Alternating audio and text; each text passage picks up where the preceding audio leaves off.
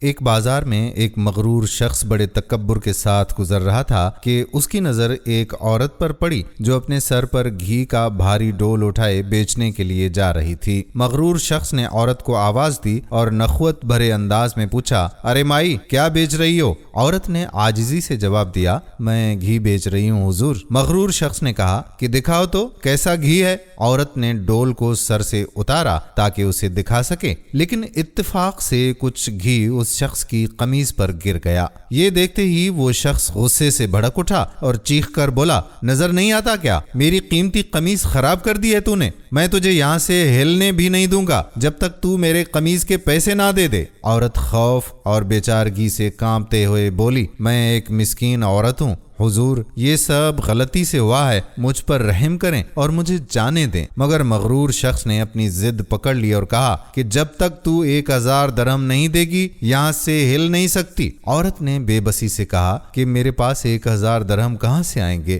میں تو غریب عورت ہوں۔ وہ شخص اٹل رہا اور عورت کو مزید بے عزت کرنے لگا۔ اسی دوران ایک نوجوان وہاں سے گزرا اور اس نے عورت کی سہمی ہوئی حالت کو دیکھ کر رک کر سارا ماجرا سنا۔ عورت کی کہانی سننے کے بعد نوجوان نے مغرور شخص سے کہا کہ ٹھیک ہے، میں دیتا ہوں تمہیں تمہاری قمیض کی قیمت۔ نوجوان نے اپنی جیب سے 1000 درہم نکال کر اس شخص کو دے دیے۔ مغرور شخص خوشی سے درہم لے کر جانے لگا تو نوجوان نے اسے روک کر کہا، ٹھہر، قمیض کدھر ہے؟ حیرت زدہ ہو کر مغرور شخص بولا، قمیض؟ وہ کیوں؟ نوجوان نے مسکراتے ہوئے کہا کہ ہم نے تمہیں تمہاری قمیض کے پیسے دیے ہیں نا، اب اپنی قمیض ہمیں دے کر جاؤ۔ یہ سن کر مغرور شخص حیران اور پریشان ہو گیا اور بولا، میں قمیض اتار کر کیسے جا سکتا ہوں؟ ننگا ہو جاؤں گا۔ نوجوان نے سکون سے کہا کہ ہمیں اس سے کوئی غرض نہیں ہے، یا تو قمیض دو یا اس کی نئی قیمت ادا کرو۔ مغرور شخص نے کہا کہ کتنی قیمت؟ نوجوان نے کہا کہ 2000 درہم۔ مغرور شخص ہکا بکا رہ گیا، 2000؟